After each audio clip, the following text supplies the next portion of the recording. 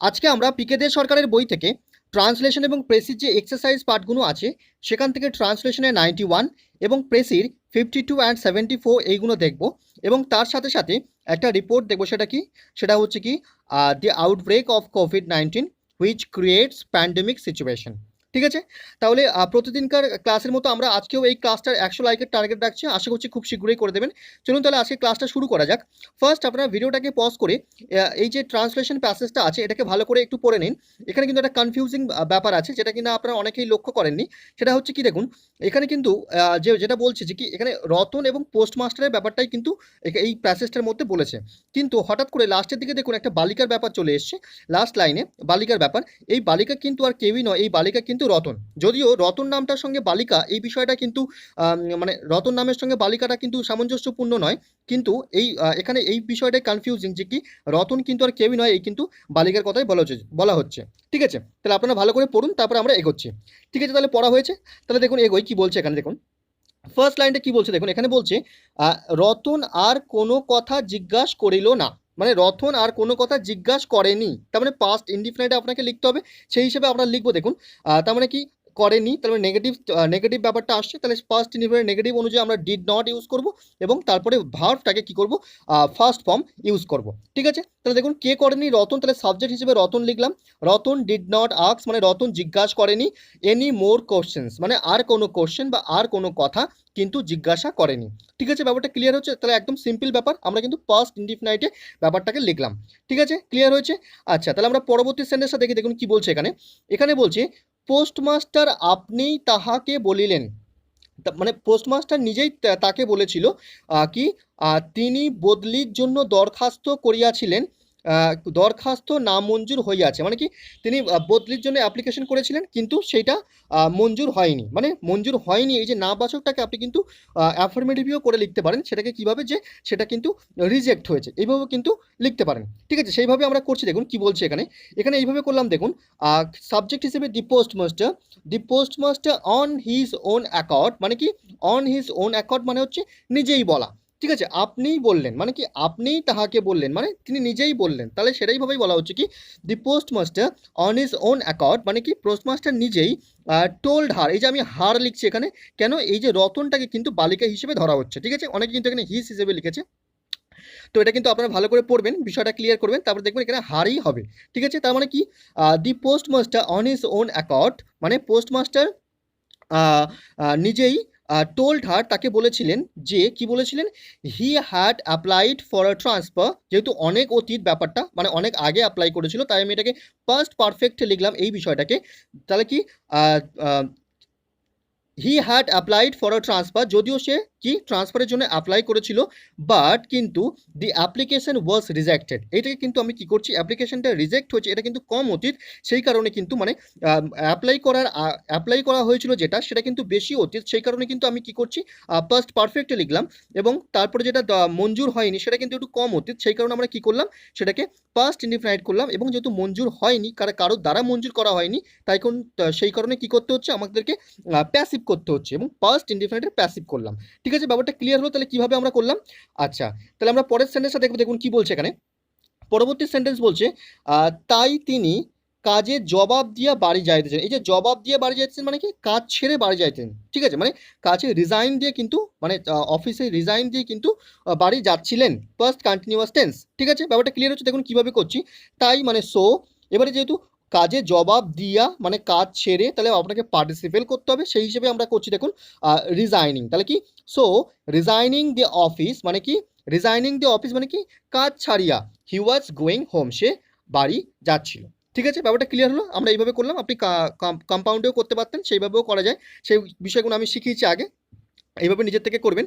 তো আমরা কিভাবে করলাম, একদম এটাকে পার্টিসিপেল হিসেবে সিম্পল সেন্টেন্সে করলাম। ঠিক আছে, ব্যাপারটা ক্লিয়ার হয়েছে?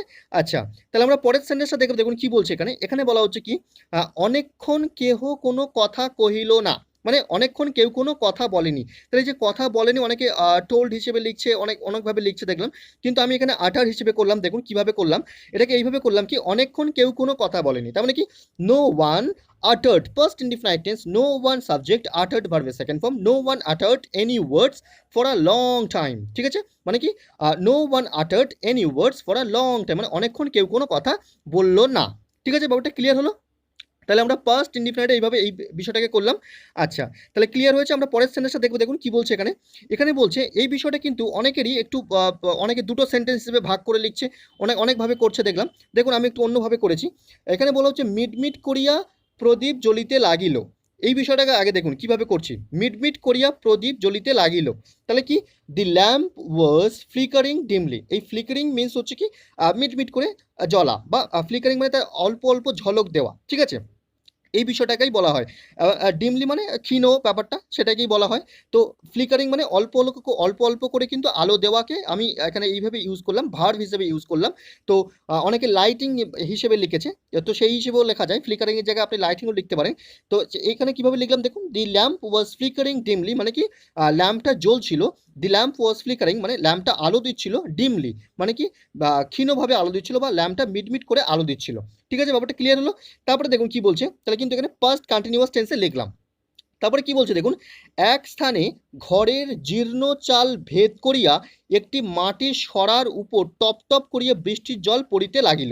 তাহলে দেখুন কিভাবে করা হচ্ছে এটাকে, কি পড়িতে লাগিল, বৃষ্টির জল। তার মানে কি অ্যান্ড দি ড্রপস, এই যে ড্রপস এটা কি আগে আগে একটা ভিডিওতে আমি ক্লাসে বলেছিলাম কি, যে ড্রপসটাকে কিন্তু এখানে কাউন্টেবল ধরা হয়, কাউন্টেবল নাউনের মধ্যে ধরা হয়। সেজন্য কিন্তু আপনাকে ড্রপ না লিখে ড্রপস লিখতে হবে, ঠিক আছে? তাহলে কি the drops of rain water, মানে কি এটাকে আমি সাবজেক্ট হিসেবে লিখলাম, the drops of rain water first ইন্ডিফাইন্ডে লিখছি বিজ্ঞান, শুরু হয়েছিল টু ফল পড়তে, কোথায়, অন দি আর্দেন পট মানে কি মাটির সরার উপরে, অ্যাট আ প্লেস এক জায়গায়, থ্রু দি ট্যাটার্ড রুফ মানে কি জীর্ণ ছাদ থেকে, অফ দি রুম মানে রুমের জীর্ণ ছাদ থেকে এক জায়গায় মাটির সরার উপরে জল পড়তে শুরু হয়েছিল। বিষয়টাকে কিন্তু পাস্ট ইনডিফাইন্ডে লিখলাম, কিন্তু তার আগে যেটা লিখলাম সেটাকে কিন্তু পাস্ট কন্টিনিউয়াসে লিখলাম। তাহলে ব্যাপারটা ক্লিয়ার হলো কিভাবে করলাম? আচ্ছা, তাহলে আমরা পরবর্তী সেন্টেন্সটা দেখব, দেখুন কি বলছে এখানে। এখানে বলছে কিছুক্ষণ পর রতন আস্তে আস্তে উঠিয়া রান্নাঘরে রুটি গড়িতে গেল। এই রুটি গড়িতে গেল মানে কি রুটি এই করতে গেল, ঠিক আছে? রতন আস্তে আস্তে গেল, তাই না? দেখুন কিভাবে এটাকে করছি, কে গেল, রতন গেল। তাহলে আস্তে আস্তে ওটাকে পরে দেখছি। দেখুন এই যে কিছুক্ষণ পর, তাহলে আমি কিভাবে লিখলাম, আফটার আ হোয়াইল মানে কিছুক্ষণ পর, কে গেল, রতন গেল। তাহলে রতনটাকে আমি সাবজেক্ট হিসেবে ইউজ করলাম। তাহলে রতন স্লোলি গট আপ মানে রতন উঠেছিল, and went to the kitchen এবং কিচেনে গিয়েছিল বা রান্নাঘরে গিয়েছিল কি করতে, টু মেক ব্রেড মানে কি ব্রেড তৈরি করতে বা রুটি তৈরি করতে। তার মানে আমি এটাকে কিন্তু কম্পাউন্ডে করলাম, ঠিক আছে? আস্তে আস্তে উঠিয়া রান্নাঘরে রুটি তৈরি করতে গেল মানে কি আস্তে আস্তে উঠেছিল, মানে আস্তে আস্তে উঠেছিল এবং রুটি তৈরি করতে গিয়েছিল। এইভাবে কিন্তু আমরা বিষয়টাকে করছি, ঠিক আছে? তাহলে দেখুন কিভাবে, আরেকবার বলি বিষয়টাকে কিভাবে বলা হচ্ছে। আফটার আ হোয়াইল মানে কিছুক্ষণ পর, রতন স্লোলি গট আপ মানে রতন ধীরে ধীরে উঠেছিলেন, and went to the kitchen এবং কিচেনে গিয়েছিলেন, টু মেক ব্রেড মানে রুটি তৈরি করার জন্য। ঠিক আছে, ব্যাপারটা ক্লিয়ার হচ্ছে? তাহলে এখানে কিভাবে করা হচ্ছে, এখানে কম্পাউন্ডে করলাম। আপনি এটাকে পার্টিসিপেল করেও কিন্তু সিম্পল সেন্টেন্সেও কিন্তু করতে পারতেন, সেভাবে কিন্তু আপনি নিজেরা করবেন। আমি এই বিষয়টাকে কিন্তু আগে শিখিয়েছিলাম। ঠিক আছে, ব্যাপারটা ক্লিয়ার হয়েছে? আর তাহলে আমরা পরের সেন্টেন্সটা দেখে দেখুন কি বলছে এখানে। এখানে বলছে অন্য দিনের মতো তেমন চটপট হইল না। এই বিষয়টা কিন্তু অনেকেই একটু ভুল করে ফেলছে, কিছুটা ওয়ার্ড তারা লিখছে না, যেটা আমি লক্ষ্য করলাম। দেখুন অন্য দিনের মতো তেমন চটপট হইল না, তাহলে এটাকে আপনি কিন্তু পজিটিভ ডিগ্রি ইউজ করে কিন্তু লিখতে পারেন। দেখুন আমি সেভাবেই কিন্তু করছি, এটাকে কীভাবে করছি একটু ভালো করে লক্ষ্য করুন। কি বলা হচ্ছে যে it was not as fast as the other day, it was not as fast as the other day লিখতে পারেন, বা ডেজও লিখতে পারেন, কোনো ব্যাপার নয়। টু ফিনিশ কুইকলি, এই যে টু ফিনিশ কুইকলি ব্যাপারটা কিন্তু অনেকে লিখছে না, ব্যাপারটাকে দেখলাম। তার মানে কি it was not as fast as the other day মানে কি অন্য দিনের মতো ব্যাপারটা কিন্তু অতটা জলদি ছিল না বা অতটা চটপট হচ্ছিল না। টু ফিনিশ কুইকলি মানে তাড়াতাড়ি শেষ করতে, মানে তাড়াতাড়ি শেষ করা অন্য দিনের মতো কিন্তু সেই দিনকে হচ্ছিল না। তাহলে কিন্তু আমি এখানে কী করলাম, পজিটিভ ডিগ্রি ইউজ করে কিন্তু করলাম। দেখুন এই যে অ্যাজ, তারপরে আবার ফার্স্ট দিলাম অ্যাডজেক্টিভটা, যেটা আর কি পজিটিভ ডিগ্রি, সেটা সেইভাবেই করলাম, তারপর আবার অ্যাজ দিয়ে। ঠিক আছে, ব্যাপারটা ক্লিয়ার হচ্ছে? তাহলে আমরা কীভাবে করছি এটাকে।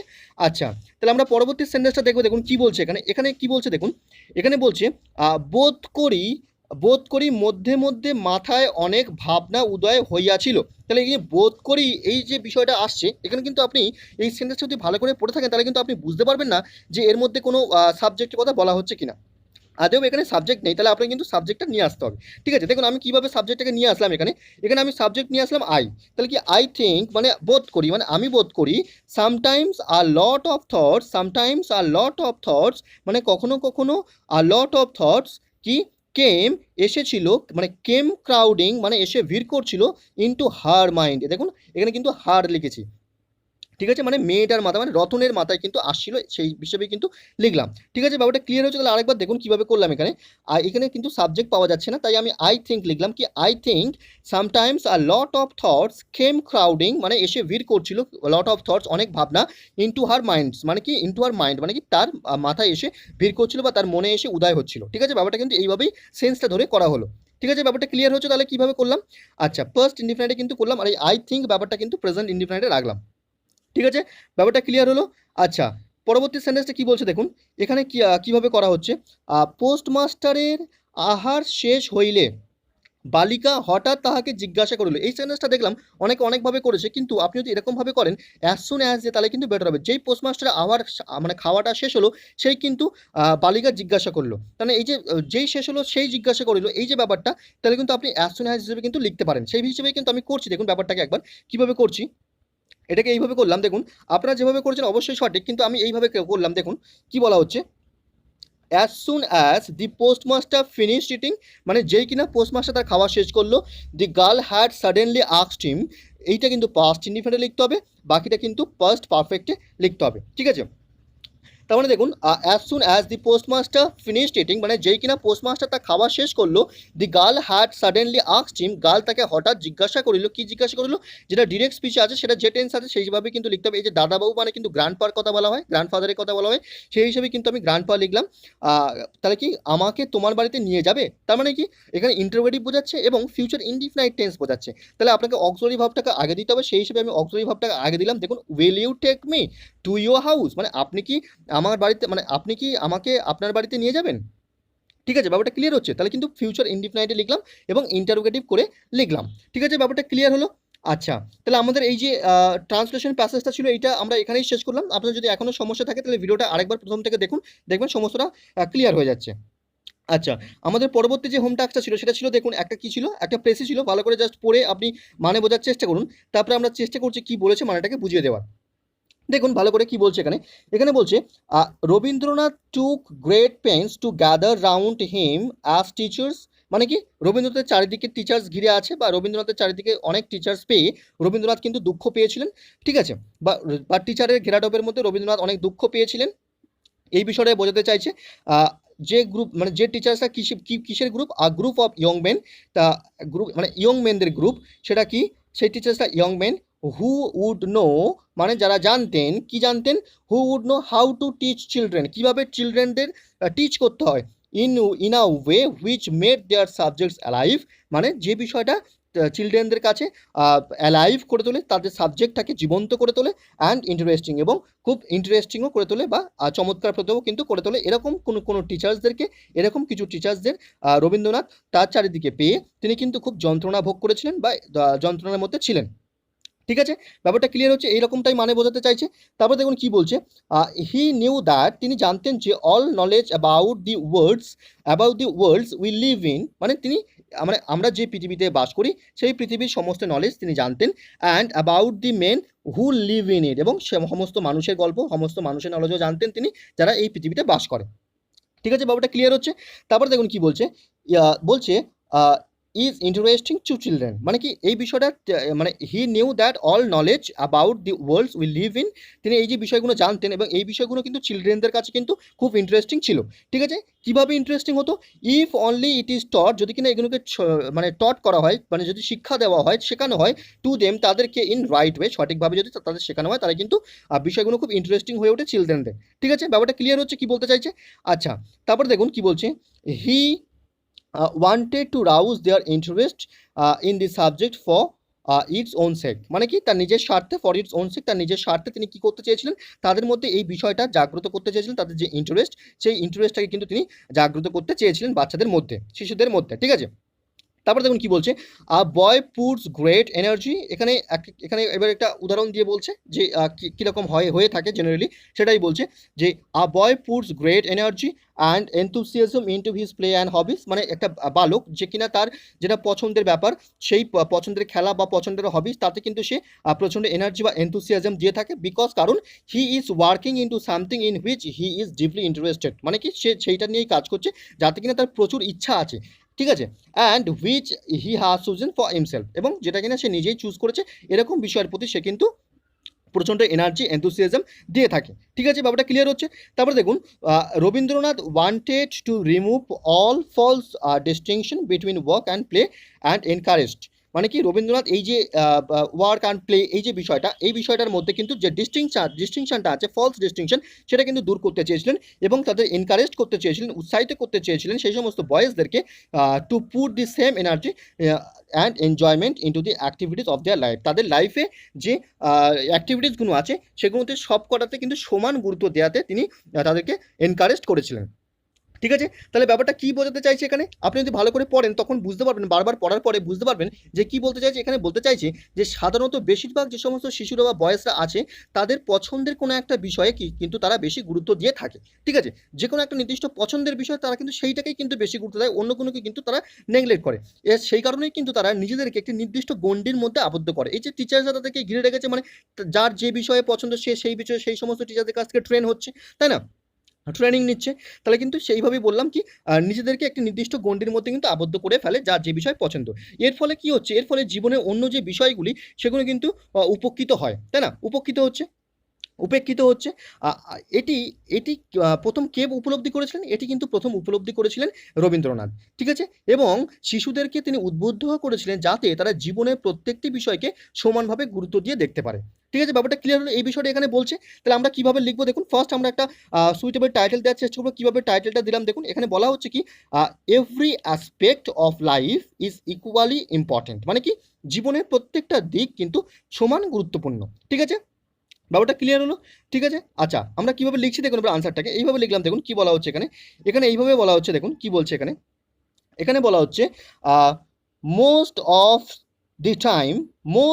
দি টাইম, মানে বেশিরভাগ ক্ষেত্রে, বেশিরভাগ সময়ে, মোস্ট অফ দি চিলড্রেন, মানে বেশিরভাগ শিশুরা কনফাইন দেমসেলভস, মানে কি তাদেরকে আবদ্ধ করে রাখে, confine themselves to a certain boundary, একটা নির্দিষ্ট গণ্ডির মধ্যে, by giving importance to one of their favourite subjects, মানে কি তাদের যে ফেভারিট সাবজেক্ট, সেই ফেভারিট সাবজেক্টে তারা তাদেরকে কিন্তু সেই গণ্ডির মধ্যে কিন্তু আবদ্ধ করে রাখে, ঠিক আছে, ব্যাপারটা ক্লিয়ার হলো। তারপরে দেখুন, অ্যাজ আ রেজাল্ট, এর ফলে other aspects of life are neglected, তার মানে কি এর ফলে জীবনের অন্য যে দিকগুলো সেগুলো কিন্তু উপেক্ষিত হয়, ঠিক আছে। This was first realised by Rabindranath, মানে এটা কিন্তু ফার্স্ট রিয়েলাইজ করেছিলেন রবীন্দ্রনাথ, অ্যান্ড ইন্সপায়ার্ড করেছিলেন দি চিলড্রেনদেরকে, সো দ্যাট যাতে করে they could give equal importance to every aspect of life, তারা লাইফের প্রত্যেকটা দিককে কিন্তু সমানভাবে যাতে গুরুত্ব দিতে পারে, সেটা সেই কারণে কিন্তু তাদেরকে উদ্বুদ্ধ কিন্তু করেছিলেন, ঠিক আছে, ব্যাপারটা ক্লিয়ার হচ্ছে। তাহলে আপনাকে কি করতে হবে, ফার্স্ট যাদের কাছে এখনো পর্যন্ত প্রেসি অনেক কঠিন মনে হচ্ছে, ঠিকঠাক করতে পারছেন না, তারা অবশ্যই ধৈর্য সহকারে ভালো করে বারংবার জিনিসটাকে পড়বেন, যতক্ষণ না আপনি পুরোটা মানে বুঝতে পারছেন, যতক্ষণ না আপনার মানেটা পুরো ক্লিয়ার হচ্ছে, ততক্ষণ আপনি বারংবার পড়বেন, পড়ার পর তারপরে আপনি চেষ্টা করবেন একটা সুইটেবল টাইটেল দেওয়ার, এবং তারপরে পুরো বিষয়টা যেটা আপনি নিজের ভাষায় বুঝলেন, নিজের থেকে বুঝলেন, সেটাই কিন্তু নিজের ভাষা একটা সংক্ষিপ্ত আকারে রূপ দেবেন, ঠিক আছে, ব্যাপারটা ক্লিয়ার হয়েছে। আচ্ছা, তাহলে আমাদের এইটা কমপ্লিট হলো এখানে। এরপরে আমাদের যে পরবর্তী যে হোম টাস্কটা ছিল দেখুন কি ছিল, সেটা ছিল কি একটা রিপোর্ট ছিল কি আমাদের এই যে কোভিড-19 যে আউটব্রেকটা, যেটা কিনা প্যান্ডেমিক সিচুয়েশন সৃষ্টি করেছে, সেটা নিয়ে একটা রিপোর্ট ছিল। দেখুন আমরা কীভাবে এটাকে লিখছি, দেখুন ফার্স্ট আমরা একটা টাইটেল দিলাম রিপোর্টের কি, pandemic situation in India due to কোভিড-19, ঠিক আছে। তারপরে আমরা রিপোর্টের যে ফরম্যাট, সেই ফরম্যাটটা দেখুন এখানে, সেই ফরম্যাটটা এখানে মেনটেন করলাম, করার পরে দেখুন আমরা ফার্স্ট যে প্যারাগ্রাফটা সেটা এই স্লাইডে দেখব, পরবর্তী স্লাইড দুটোতে আমরা সেকেন্ড এবং থার্ড প্যারাগ্রাফ দেখব। দেখুন কি বলা হচ্ছে এখানে, এখানে বলা হচ্ছে the world has never faced this kind of pandemic situation in last few decades like কোভিড-19 which is caused by novel corona virus. তাহলে মানেটা বোঝা যাচ্ছে একদম পরিষ্কার, মানে কি যে কোভিড-19 মানে বিষয়টা কিন্তু খুবই সহজ, একটু দেখুন বুঝতে পারবেন। তারপর দেখুন কি বলছে, কোভিড-19 is a deadly viral disease which is caused by a new strain. মানে কি, কোভিড-19 হলো একটা মারা মানে ডেডলি ভাইরাল ডিজিজ, মানে যেটা হলে কিন্তু মানুষ মারা যাচ্ছে, ঠিক আছে, এরকম একটা ডেডলি ভাইরাল ডিজিজ এটা, which is caused by new strain of the COVID family, যেটা কিনা কাদের কোভিড ফ্যামিলি, মানে কোভিড যে ফ্যামিলি, কোভিড ভাইরাসের যে ফ্যামিলি, সেই মানে সেই ভাইরাসের কিন্তু নিউ স্ট্রেন দ্বারা এটা কিন্তু কারণ, মানে নিউ স্ট্রেন দ্বারা এটা কিন্তু সংক্রমিত হয়, ঠিক আছে, ব্যাপারটা ক্লিয়ার হচ্ছে। তারপরে দেখুন, ফার্স্ট ডিটেক্টেড ইন চায়না, মানে ফার্স্ট ডিটেক্ট হয়েছিল চায়নাতে অ্যাবাউট 8 months বিফোর, 8 মাস আগে।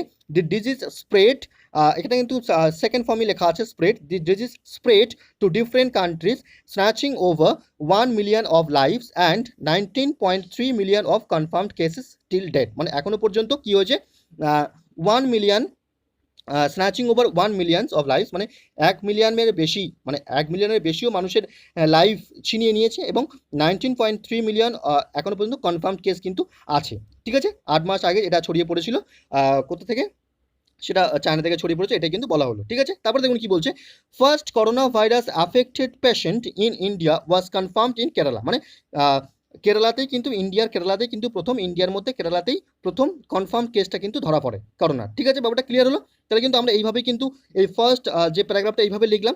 পরবর্তী স্লাইডে আমরা সেকেন্ড প্যারাগ্রাফটা দেখবো। দেখুন কি বলছে এখানে, এখানে বলা হচ্ছে according to the press report, মানে প্রেস রিপোর্ট অনুযায়ী, the outbreak of this disease is linked to the Wuhan city of China. ঠিক আছে, মানে এর লিঙ্কটা কোথায়, কোথেকে উৎপত্তি ধরা হয়েছে, এর আউটব্রেকটা হয়েছে চায়না থেকে, ঠিক আছে। Where the meat of animals is sold, মানে যেখানে কিনা মানে অ্যানিমালসদের মিট কিন্তু সোল্ড করা হয়, ঠিক আছে, বিক্রি করা হয়।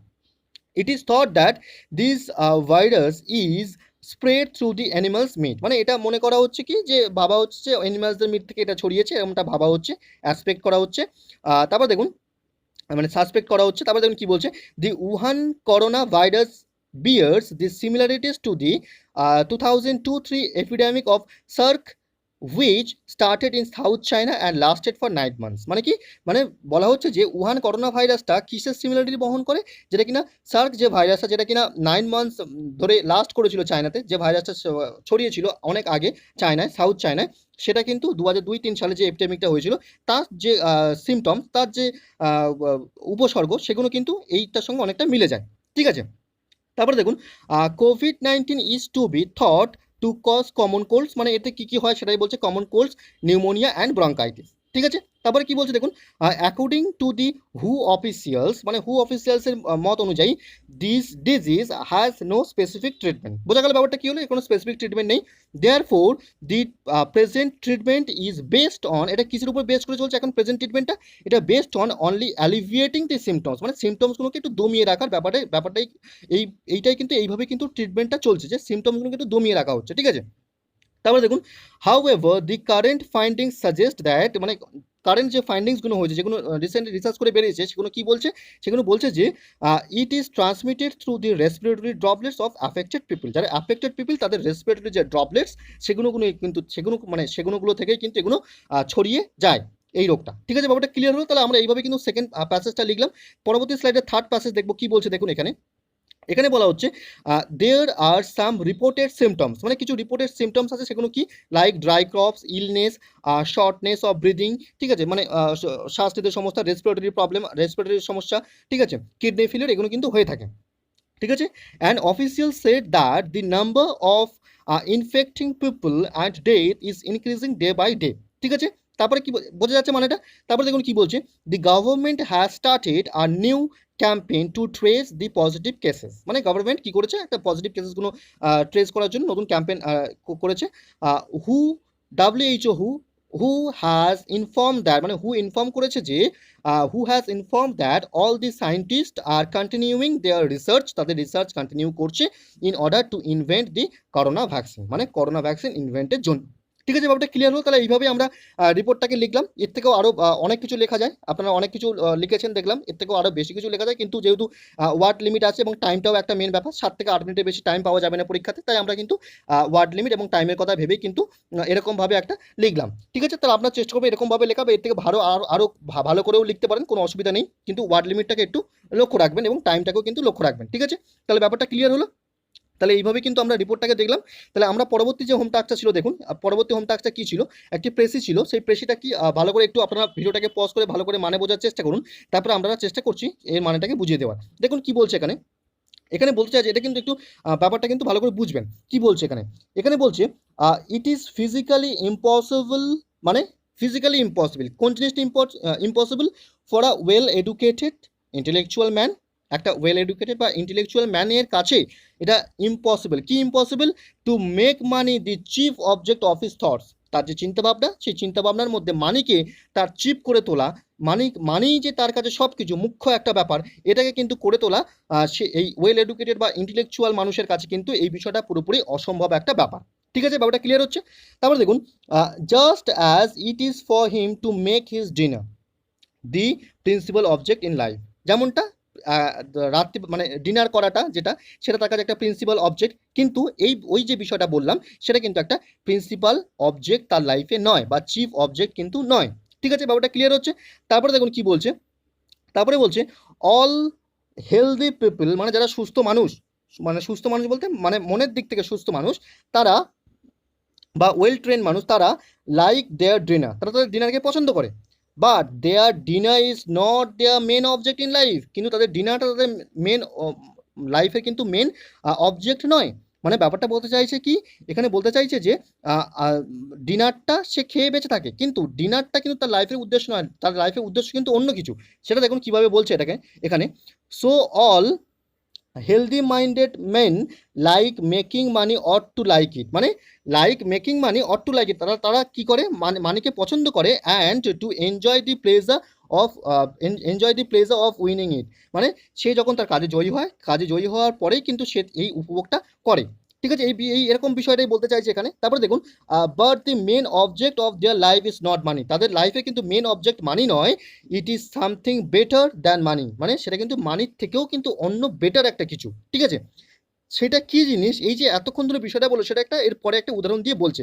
দেখুন কি বলছে, a good soldier who, for instance, উদাহরণ হিসেবে বলা যায় একটা গুড সোলজারের কথা, is glad of his pay, সেটা কিন্তু সেটার পেমেন্টটা পেয়ে কিন্তু সে খুব গ্ল্যাডই হয়, very properly so and justify grumbles when you keep him long without it, মানে কি, মানে বলতে চাইছে যে very properly so and justly grumbles when you keep him long without it, মানে সে সেটা পেয়ে খুশি হচ্ছে, সেটাকে উপভোগও করছে, still his main notion of life is to win battles, কিন্তু তার মেন যে চিফ যে অবজেক্ট লাইফে, সেটা কিন্তু ব্যাটেলে উইন হওয়া, সেটাই কিন্তু তার উদ্দেশ্য। ঠিক আছে, তারপরে দেখুন, so with all other rightly trained men, মানে কি, মানে অন্য রাইটলি যে ট্রেন্ডমেন তারাও মানে তারাই এরকমটাই হয়ে থাকে, সেটাই বলা হচ্ছে, দেয়ার ওয়ার্ক ইজ ফার্স্ট, তাদের কাজটাই আগে তাদের কাছে, দেয়ার পে সেকেন্ড, মানে মানে তাদের পেমেন্টটা কিন্তু তারপরের ব্যাপার। ঠিক আছে, very important no doubt, but still second, যদিও এই পেমেন্টটা কিন্তু খুবই ইম্পর্টেন্ট একটা ব্যাপার, কিন্তু এটা কিন্তু সেকেন্ডই হয়। ঠিক আছে, ব্যাপারটা ক্লিয়ার হচ্ছে। তার মানে কি বলতে চাইছে যে যে সমস্ত মানুষরা ওয়েল ট্রেন্ড হয়ে থাকে বা ইন্টেলেকচুয়াল বা এই যে ওয়েল এডুকেটেড হয়, তারা কিন্তু তাদের জীবনে মানিকে বা ডিনারকে, এগুলোকে কিন্তু, যেগুলো খেয়ে পড়ে বেঁচে থাকার জন্য যে ব্যাপারটা, সেগুলোকে কিন্তু সে লাইফের মেন অবজেক্ট হিসেবে ধরে না, তারা তাদের জীবনের যে বেঁচে থাকার আনন্দ, সেই আনন্দটা কিন্তু তারা তাদের জব স্যাটিসফ্যাকশনের মধ্যেই কিন্তু খুঁজে পায়। ঠিক আছে, যদিও এই স্যালারি যে ব্যাপারটা, সেটা তাদেরকে কি করে, তাদের বেঁচে থাকার রসদ যোগায় বা বেঁচে থাকার জন্য পুষ্টি সরবরাহ করে, কিন্তু মানিটাই তাদের কাছে, তারা মানিটা পেয়ে বা স্যালারিটা পেয়ে তারা আনন্দিত হলেও এটা কিন্তু তাদের মেন মোটিভ নয় জীবনে, তাদের মেন মোটিভ বা জীবনের যে মেন আনন্দ, সেটা কিন্তু বেঁচে থাকার যে আনন্দ, সেটা কিন্তু তাদের কাজের মধ্যেই অন্তর্নিহিত থাকে। এই বিষয়টাই কিন্তু এত কিছু বলে এইটাই কিন্তু বলতে চাইছে। ঠিক আছে, ব্যাপারটা ক্লিয়ার হচ্ছে। তাহলে আমরা এখানে কিভাবে লিখতে পারি, দেখুন আমরা এটাকে যদি একটা সুইটেবল টাইটেল দিই, আপনি দুরকমভাবে টাইটেল দিতে পারেন। আমি একরকমভাবে দিলাম, দেখুন, pleasure lies in job not in মানি, মানে প্লেজার যে ব্যাপারটা, আনন্দ যে ব্যাপারটা, সেটা কিন্তু জবের মধ্যেই অন্তর্নিহিত থাকে, মানির মধ্যে কিন্তু নয়। বা আপনি এরকমও লিখতে পারতেন যে স্যালারি কামস আফটার জব, এরকমভাবেও লেখা যায়, কিন্তু আমার মনে হলো যে স্যালারি কামস আফটার জব এটা টাইটেলের থেকে এই টাইটেলটা বেশি সুইটেবল হবে, সেই কারণে আমি এইটাই দিলাম। ঠিক আছে, ব্যাপারটা ক্লিয়ার হলো। আচ্ছা, তারপরে আমরা কিভাবে লিখছি দেখুন, এটাকে এইভাবে লিখলাম, একটু দেখুন কিভাবে বলছে। এখানে বলা হচ্ছে, every well trend man sacrifices his life in his job, মানে কি করে, যারা ওয়েল ট্রেন্ড মানুষ হয়ে থাকে তারা কিন্তু তাদের জীবনটাকে স্যাক্রিফাইস করে থাকে তাদের জবের মধ্যে। ঠিক আছে, and the salary comes after completing the job, মানে স্যালারি কিন্তু আসে জবটাকে কমপ্লিট করার পরে, ঠিক আছে। স্যালারি প্রোভাইডস হিম দি নারিশমেন্ট, মানে স্যালারি তাদেরকে কি প্রোভাইড করে, নারিশমেন্ট, পুষ্টি সরবরাহ করে তাদের জীবনে, বা বেঁচে মানে বেঁচে থাকার জন্য রসদ সরবরাহ করে, টু সার্ভাইভ মানে বেঁচে থাকার জন্য। বাট ইন জব, কিন্তু জবের মধ্যে he finds the joy of survival, মানে কিন্তু জবের মধ্যে সে কি খুঁজে পায়, জবের মধ্যে সে বেঁচে থাকার যে আনন্দ সেটাকে কিন্তু খুঁজে পায়। তাহলে ব্যাপারটা বোঝা যাচ্ছে কি বলতে চাইছে, বলতে চাইছে কি, স্যালারি যদিও তাদেরকে বেঁচে থাকার জন্য রসদ যোগায়, কিন্তু বেঁচে থাকার যে আনন্দ, সেই বেঁচে থাকার আনন্দটা কিন্তু সে তার জবের মধ্যেই খুঁজে পায়। ঠিক আছে, ব্যাপারটা ক্লিয়ার হলো। তাহলে কিভাবে করতে হবে বিষয়টাকে, সে আগের মতো একই ব্যাপার, যে আপনি ভালো করে বারংবার পড়ছেন, পড়ার পরে যতক্ষণ না পর্যন্ত আপনি বুঝতে পারছেন কি বলতে চাইছে, ততক্ষণ পর্যন্ত ধৈর্য সহকারে আপনাকে বারংবার পড়তে হবে, এবং তারপর আপনি একটা সুইটেবল টাইটেল দেওয়ার চেষ্টা করবেন, এবং তারপরে নিজে যেটা বুঝলেন সেই নিজের বোঝার ব্যাপারটাকে কিন্তু সংক্ষেপে নিজের ভাষায় এখানে লিখবেন।